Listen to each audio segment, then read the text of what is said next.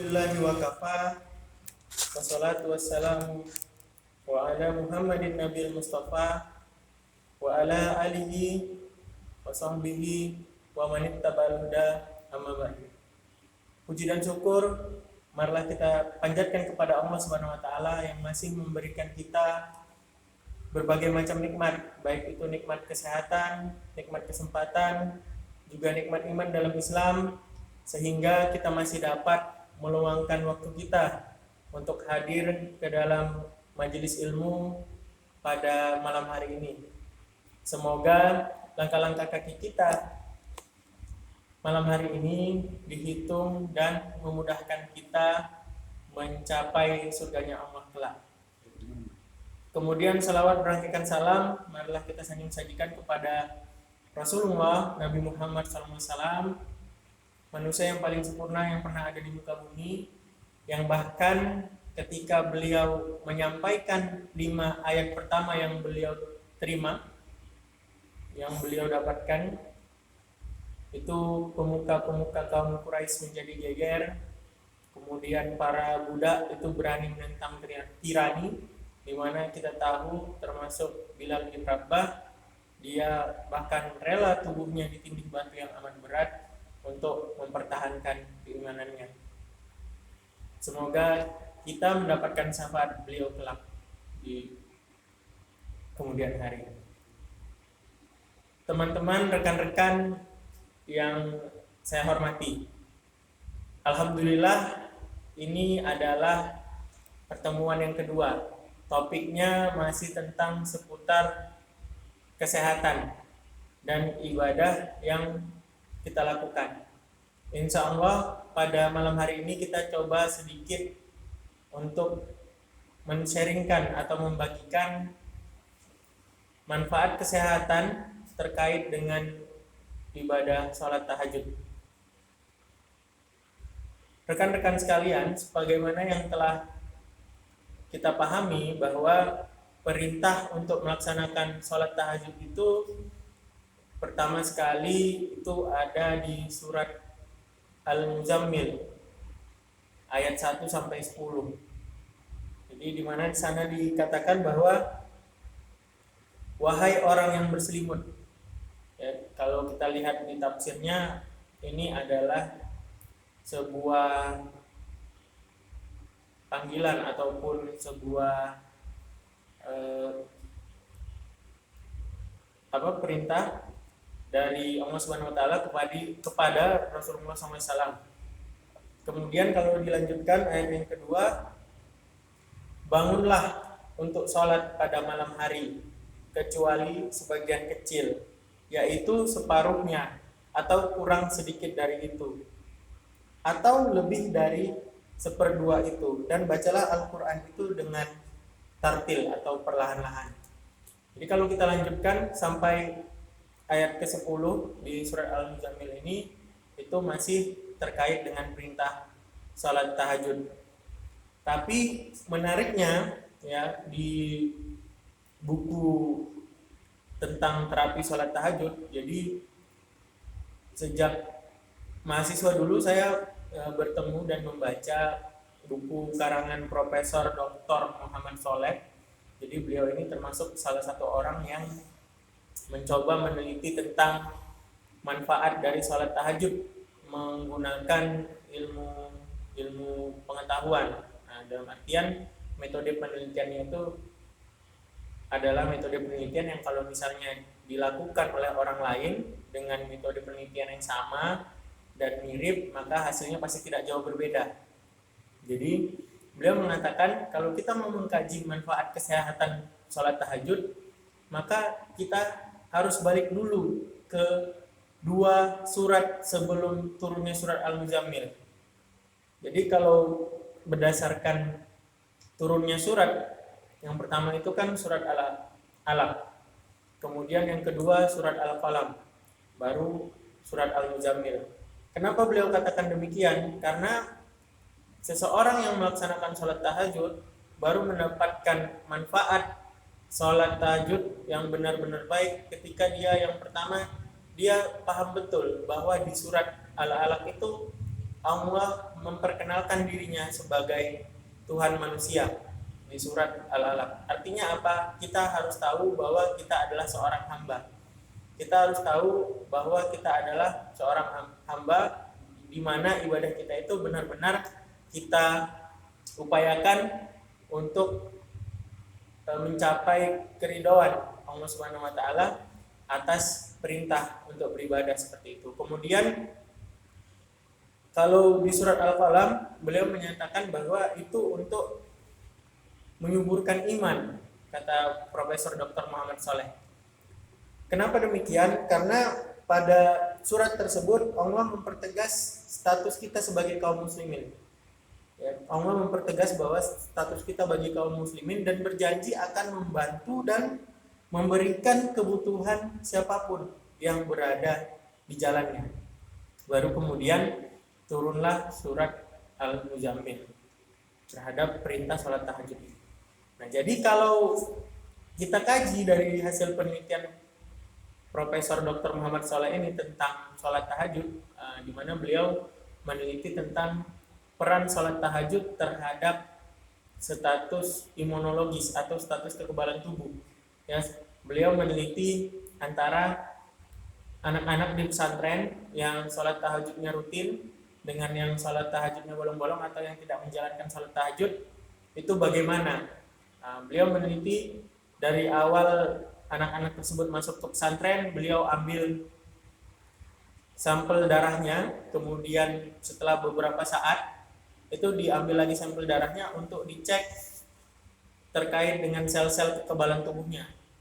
Ternyata dari penelitian beliau ini, ya, ketika anak-anak pesantren ini di awal masuk pesantren, mereka belum rutin menjalankan sholat tahajud, lalu kemudian ketika di pesantren rutin menjalankan sholat tahajud, maka terjadi perubahan terhadap sistem kekebalan tubuh mereka, di mana sistem kekebalan tubuh mereka menurut ukurannya itu menjadi lebih baik atau menjadi lebih optimal.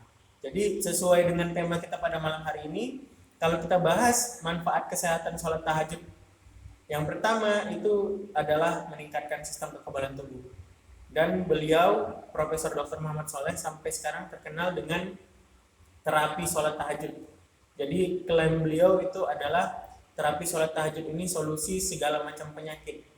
Jadi orang-orang yang mungkin sudah kesana kemari, ya, untuk berobat tapi belum mendapatkan kesembuhan, ketika menjalankan sholat tahajud, maka biiznillah atas izin Allah bisa menjadi sembuh.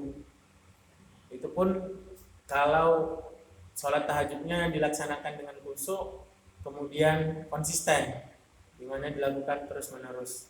Seperti itu yang beliau sampaikan di pengantar bukunya, ya. Ini ada buku beliau, pelatihan sholat tahajud, solusi praktis menyembuhkan berbagai penyakit. Kemudian menarik sebenarnya karena ini buku beliau yang kedua kalau saya tidak salah, karena pada awal mahasiswa kemarin saya awal mengenal kaitan antara sholat tahajud dengan kesehatan ini di buku pertama beliau yang judulnya itu Terapi Sholat Tahajud. Di sana ditunjukkan bagaimana sebenarnya proses seseorang yang menjalani sholat tahajud. Di sini beliau sedikit menuliskan bahwa ketika melaksanakan sholat tahajud, maka sesungguhnya itu adalah proses tubuh kita itu mendapatkan stres atau tekanan. Jadi sebenarnya setiap hari kita itu mendapatkan stres atau tekanan. Kita pergi dari rumah, berjalan misalnya ke tempat kerja masing-masing, ke sekolah atau di mana dengan berbagai macam aktivitasnya, itu kita mendapatkan stres. Sama ketika kita juga berusaha untuk bangun di sepertiga malam untuk melaksanakan sholat tahajud, itu juga kita mendapatkan stres. Tapi stres di sini itu adalah eustress, atau istilahnya eustress ini adalah stres yang baik untuk tubuh. Di mana tekanan ini, ya, misalnya kita bangun melaksanakan sholat tahajud, masih ada rasa ngantuk dan kita melawannya, itu artinya stres, beban bagi tubuh kita, ya. Tapi stresnya itu adalah eustress. Nah, ketika tubuh kita mendapatkan eustress ini, maka tubuh kita akan berusaha untuk beradaptasi terhadap lingkungan sekitarnya. Kemudian beliau membandingkan dengan salah satu teknik yang dianggap mujarab juga untuk menghilangkan stres pada seseorang, yaitu teknik yang diajarkan oleh salah satu tokoh pembicara dari barat yang cukup terkenal, ya. Beliau bernama Dale Carnegie. Bukunya salah satu yang paling terkenal itu adalah Bagaimana Cara Mencari Teman dan Mempengaruhi Orang Lain, How to Make Friends and Influence People. Itu di sana Carnegie mengajarkan bahwa kalau ingin menghilangkan stres, baringkan tubuh Anda, kemudian pejamkan mata, dan perlahan-lahan sambil memejamkan mata, bayangkan bahwa bagian tubuh Anda mulai berlepasan, mulai dari ujung jari tangan, ujung jari kaki, kemudian dari tangan, badan, dan lain sebagainya. Tapi tidak boleh terlalu lama dalam khayalan tersebut, dikatakan Dale Carnegie. Kemudian rasakan kembali bahwa anggota tubuh tersebut kembali menyatu, mulai dari bagian yang paling dekat dengan bagian tengah, potongan tengah tubuh, dan juga bagian yang lain. Nah, ternyata kalau dibandingkan metode itu, jadi ada yang meneliti dari Arab, dibandingkan metode penelitian Dale Carnegie ini dengan salat tahajud, ternyata hormon stresnya itu jauh lebih banyak berkurang salat tahajud. Jadi setiap kita mendapatkan tekanan, setiap kita ada pikiran dan lain sebagainya, itu akan menghasilkan hormon stres. Hormon ini adalah kalau di badan kita semacam senyawa ataupun zat yang memberikan sinyal-sinyal tertentu. Jadi kalau misalnya ketika kita alergi, kita makan sesuatu, kemudian badannya bental-bental dan merah-merah, itu juga ada peran dari hormon di sana yang dihasilkan oleh tubuh kita untuk proses alergi itu. Termasuk juga bagaimana kita tumbuh, ya. Mulai dari awalnya tinggi badan 100 cm, tumbuh sampai seperti sekarang 160 atau 170, itu juga ada peran hormon, istilahnya hormon pertumbuhan atau growth hormon. Nah, ketika stres ada hormon yang keluar, namanya adalah kortisol. Kortisol ini adalah hormon stres yang kalau di badan kita jumlahnya terlalu banyak, itu semua organ tubuh bisa kacau. Termasuk salah satu yang paling sering itu adalah lambung. Jadi kalau kadar kortisolnya sudah terlalu tinggi, biasanya lambungnya mulai mengeluarkan asam yang berlebihan, ujung-ujungnya sakit. Lambungnya sakit mah seperti itu karena kortisol. Nah, ternyata ketika seseorang melaksanakan sholat tahajud, kortisol ini kadarnya menurun. Kalau kadarnya menurun, maka tekanan darah akan jadi baik. Kalau kadarnya meningkat, tekanan darah itu tambah tinggi. Begitu juga kadar glukosa darah atau gula darah itu akan tinggi kalau misalnya kortisolnya itu tinggi, seperti itu. Tapi ketika melaksanakan sholat tahajud, itu akan turun kortisolnya. Akibatnya apa? Kemudian saya pada saat mahasiswa itu berusaha untuk mengumpulkan penelitian-penelitian terkait dengan sholat tahajud dan hormon kortisol ini. Dan saya kaitkan dengan kondisi serangan jantung. Jadi angin duduk, ya biasa masyarakat awam sebutnya ini angin duduk. Angin duduk atau serangan jantung itu cenderung dua dia periode kejadiannya, pagi hari ketika mau bangun tidur atau sore hari. Dan ini erat kaitannya dengan siklus tubuh, termasuk pengeluaran kortisol ini tadi. Jadi kalau misalnya di pagi hari, di awal kita mau beraktivitas, kortisol itu cenderung naik. Kenapa? Tubuhnya disiapkan untuk beraktivitas. Jadi tekanan darahnya harus tinggi, kadar gula darahnya harus tinggi, dan lain sebagainya untuk beraktivitas. Sehingga ketika kadarnya tinggi, terkait serangan jantung, ya, pembuluh darahnya bisa jadi sempit.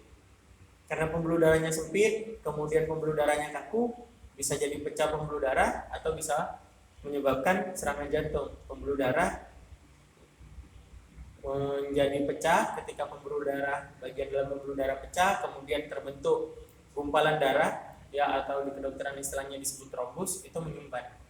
Dan itu ada kaitannya dengan kortisol.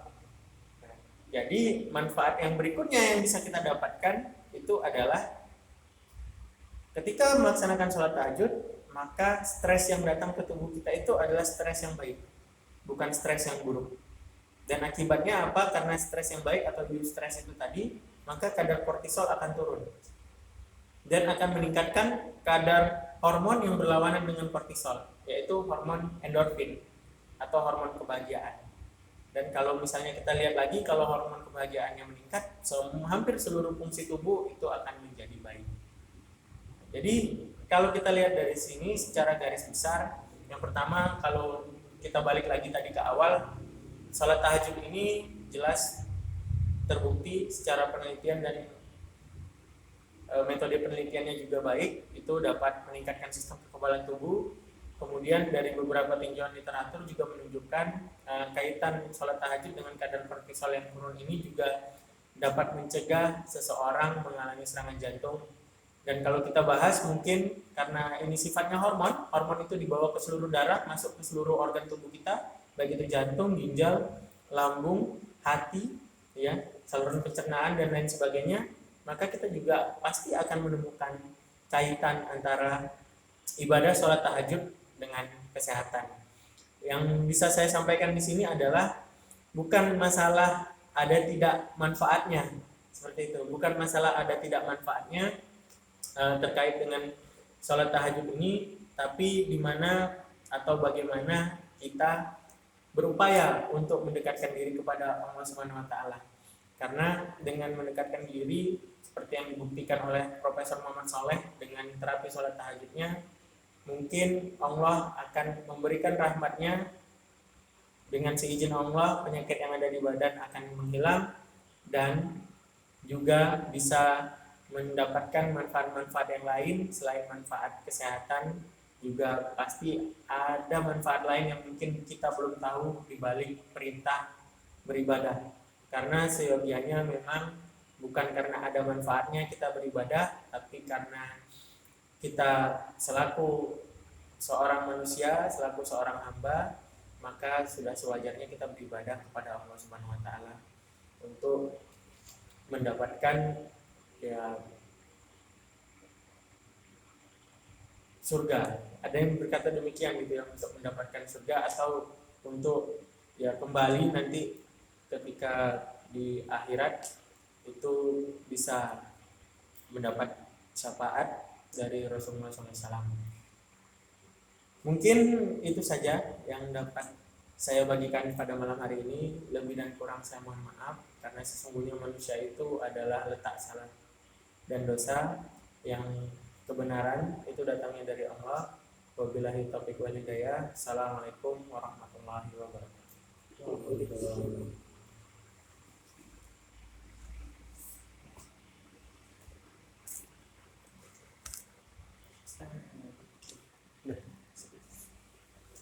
Gimana Pak? Kira-kira Pak? Silakan Pak. Walid Marona nggak mau nanya. Jadi apa namanya? Kalau seandainya bangun dan tidak sholat, Kalau seandainya bangun tapi tak sholat, stresnya jadi stres yang buruk, bukan stres yang baik. Iya. Karena kan stresnya tadi itu stres karena kita bangun, berusaha untuk bangun malam. Tapi kita nggak sholat kan, nggak dapat kondisi khusyuk itu tadi, itu stresnya jadi stres yang buruk. Nah, makanya tidak boleh begadang katanya. Jadi betul lagu Roma Irama itu, begadang jangan begadang. Kita kan bangun kan. Jadi itu misalnya begadang kan, begadang lah kita contoh ngerjain tugas atau apa gitu, sampai jam 1 gitu. Tidur 1 jam kalau tahajud. Nah itu apakah bagus juga untuk kesehatan atau gimana? Itu ada yang bisa kita tinjau sebenarnya, karena di Al-Muzammil itu sangat spesifik dia di situ waktunya. Nah, jadi kalau misalnya perintah tidur malam itu kan ada. Ya, 4 jam. Ya. Berapa jam itu beda-beda sebenarnya. Ada yang bilang 6 jam, ada yang bilang 8 jam gitu ya. Tapi kalau ikut Rasulullah, kayaknya Rasulullah kalau kita baca dari sirah nggak pernah tidur sampai 6-8 jam.